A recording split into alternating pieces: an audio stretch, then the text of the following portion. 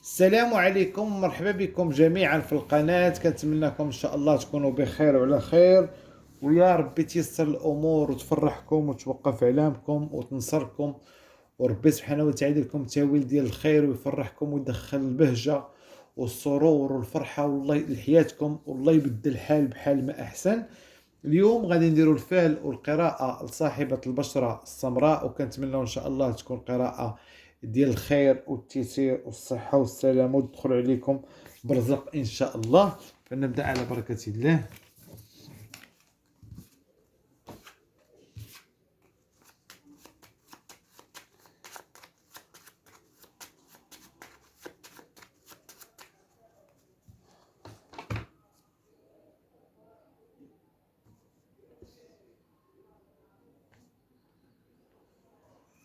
قلبك تخوامك باش ياتيك الله مولاي عبد القادر الجلالية صاحبة البشرة السمراء. نديروا النية ونبداو.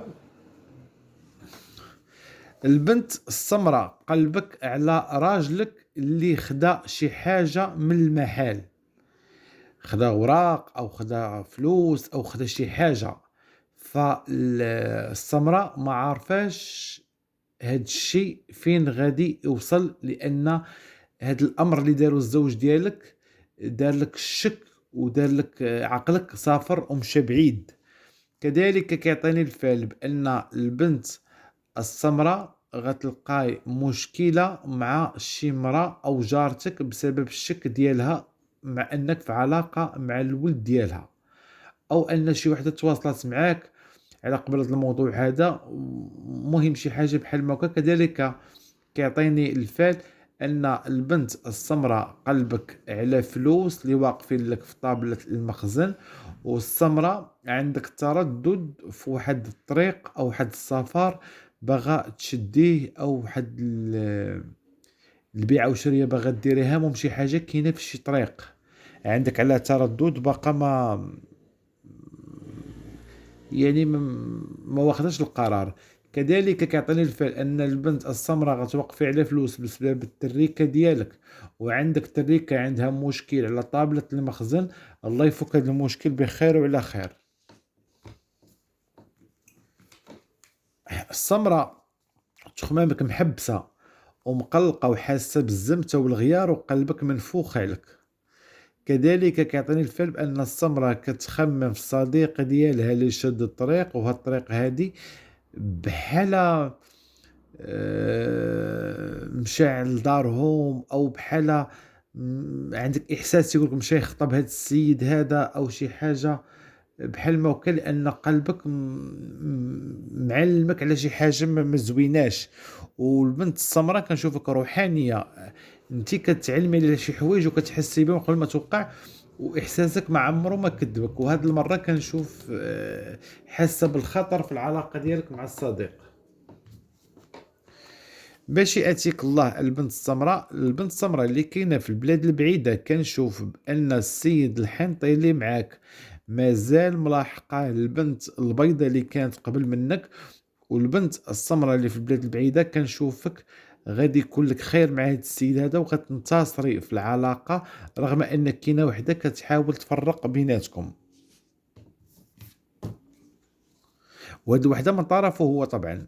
واش كانت صاحبته ولا كانت مرته ولا شي حاجه بحال ما هكا، المهم ما عليناش. مولاي عبد القادر الجلالي تيقول لك البنت السمراء غتزهري على مركوب تحديد على ما قريب. وكذلك كيعطيني الفعل بان السمراء المتزوجه من الرجل الابيض، خوي من راسك من الهضره اللي كتوصلك عليه، لانها كلها كلام زائف وما تخليش الوسواس والافكار ديال عباد الله تخسر لك علاقه مع الزوج ديالك. غادي نسرحوا القراءه هذه ونشوفوا شنو تعطينا، وان شاء الله تعطينا غير حاجه الخير يا ربي.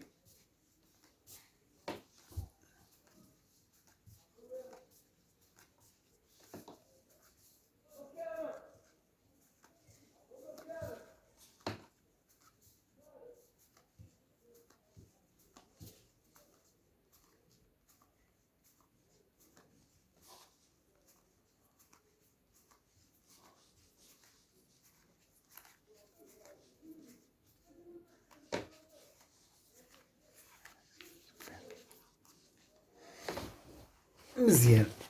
هاد الفال البنت السمراء جيتي هنا، هاد القراءة كتعطيني بأن البنت السمراء اللي موالفة كتزور، كنشوفك هاد العام مالك ما زرتيش او ما اديتيش الواجب، لانني هنا السمراء كتباتي ضيعه، عرفتي كتباتي مع الموتى، تباتي تشوفي في الناس الميته، وتباتي طايحه من الجبال، وتباتي غارقه، وبات الماء فايض عليك.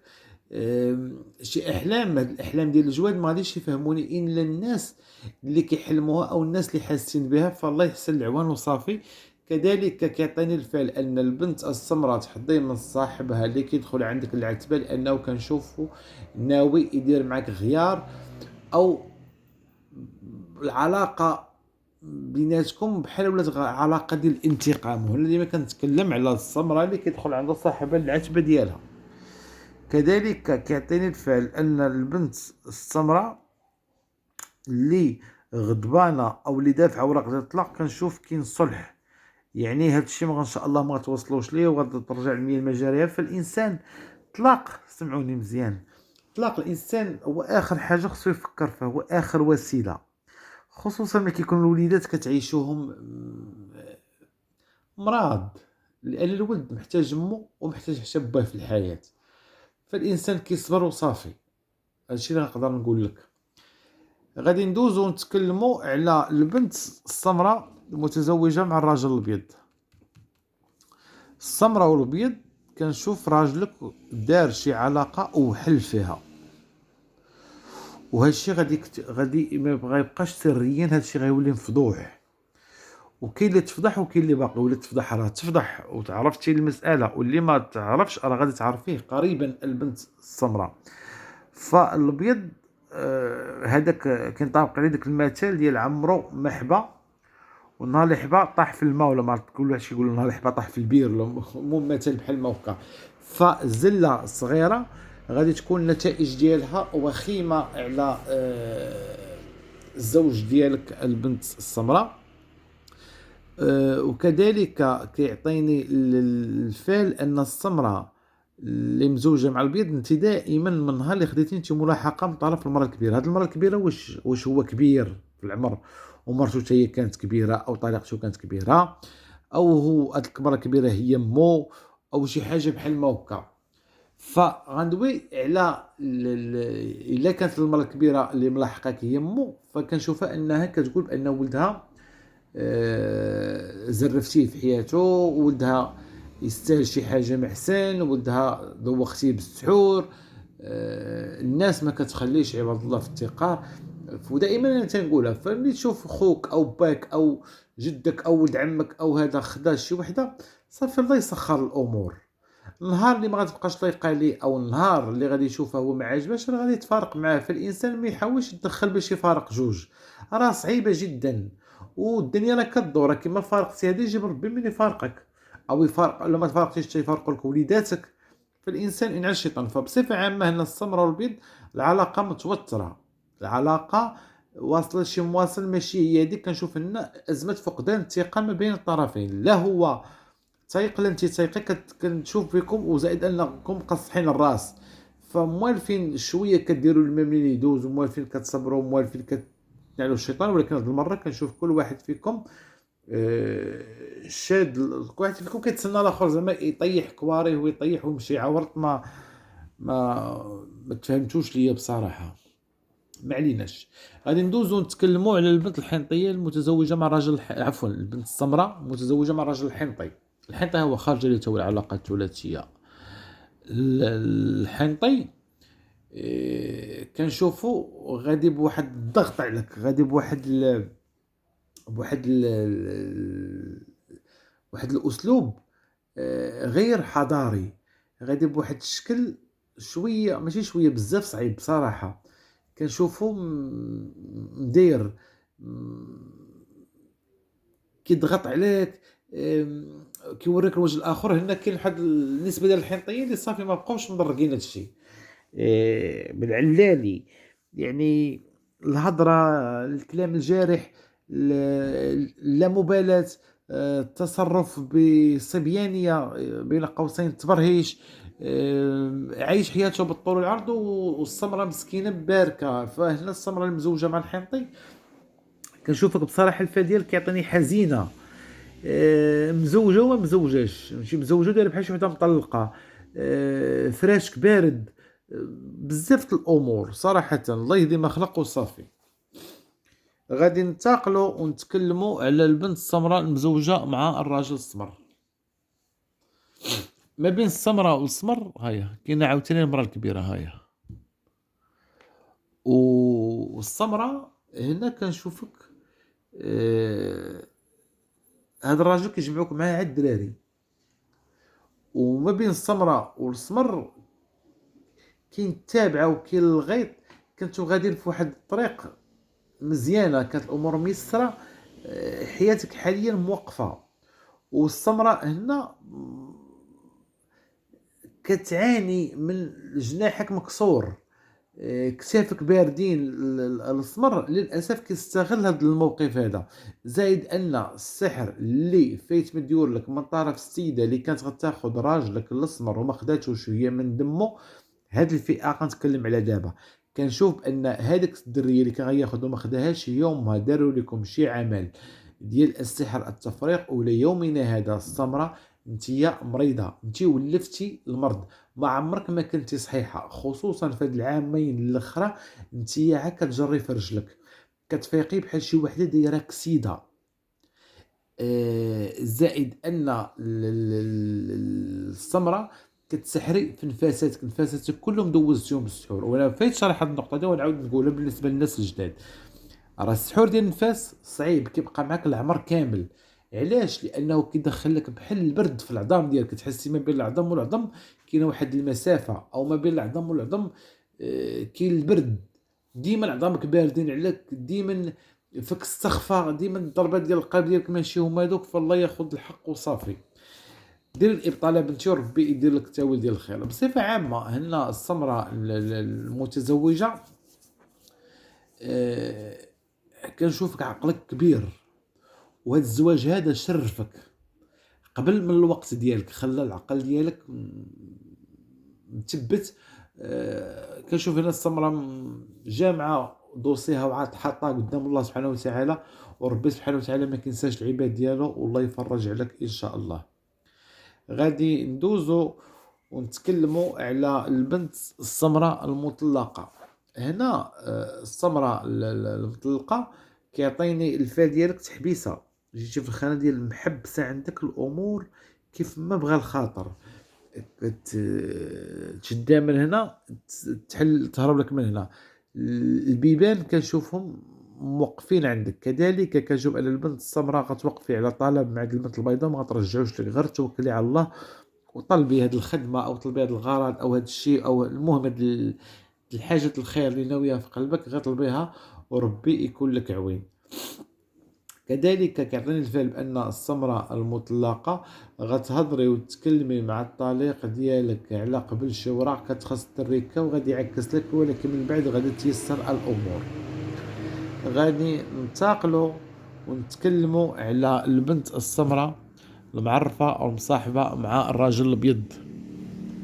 هنا الابيض فيه خير، وحتى السمراء اللي مخاصمه مع الابيض كنشوفكم كاين صلح بيناتكم. يعني هنا الابيض كيعطيني بصراحه الفال ديالو مزيان، كاينه شي امور زوينه بيناتكم، فالله يسخر الامور. غادي ندوزو ونتكلموا على البنت السمراء المعرفه او مصاحبه مع الراجل السمر. السمر هنا، وسمحي لي السمراء، السمر هنا دصرتيه بزاف وركبتيه على راسك بصراحه. الاسمر ولا شايف نفسه عليك ودالك وتابعه بحال شي هبيله، بحال شي حمقى، بحال شي وحده ما عندكش كرامه. فالاسمر مستعبدك، ديال بحال دايرك في قلعه. فهاد العلاقه بصراحه هي علاقه سامه، العلاقه بيناتكم راه كتخربقها البنت البيضاء، عفوا البنت السمراء كتخربقي مع البنت السمراء وكتضيعي معاه وقتك وشبابك. غادي ندوزو نتكلموا على البنت السمراء المعرفه او المصاحبه مع الراجل السمر، عفوا مع الراجل الحنطي. الحنطي اللي في البلاد البعيده كنقول لك هذا راه غير وقت ودايز بصراحه. الحنطي ولد بلادك عندك فيه الخير، واخا هو صعيب، واخا هو مجهد، واخا هو شوكته واقفه، واخا هو في بزاف د الحاجات، ولكن آه، الا صبرتي غادي يكون لك الخير. ورغم انه الحنطي حاليا راه مع شي وحده، ولكن غير سحابه ودايزه شي حاجه مؤقته. ف الحنطي من داك النوع اللي كيبرع في الكذوب، كيعرف يمثل ويعرف يكذب. الا كذب عليك طيقيه ما يدخلكش فيه الشك. غادي ننتقلوا نتكلموا على البنت السمراء العزبه اللي باقا ما مداتش يدها الحناء، او البنت السمراء المتاخره عن الزواج.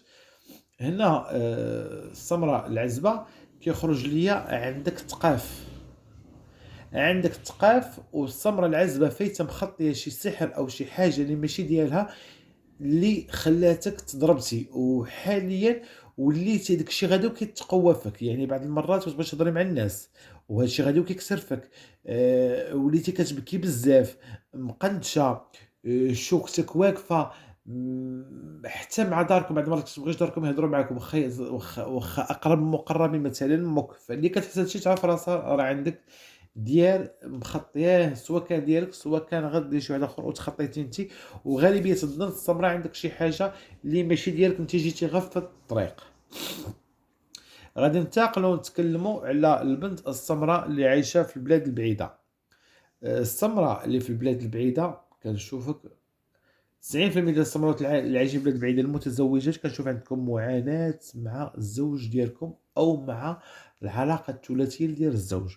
والسمراء اللي في البلاد البعيده المتزوجه تراجع على شي افكار كنشوفهم عندك سوداويه، تراجع عليهم. كذلك البنت السمراء اللي كاينه في البلاد البعيده كنشوف عندك اخبار غتسمعها على التلفزيون ما غتعجبكش، او شي حاجه بحال ما هكا. الله يصلح والله يخلي لكم وليداتكم ووليداتنا وليدات جميع المسلمين. هنا كنكونوا وصلنا لنهايه الفال ديالنا. من الفال المقبل كنتمنى ان شاء الله كلكم تكونوا بخير على خير ودمتم سالمين ان شاء الله.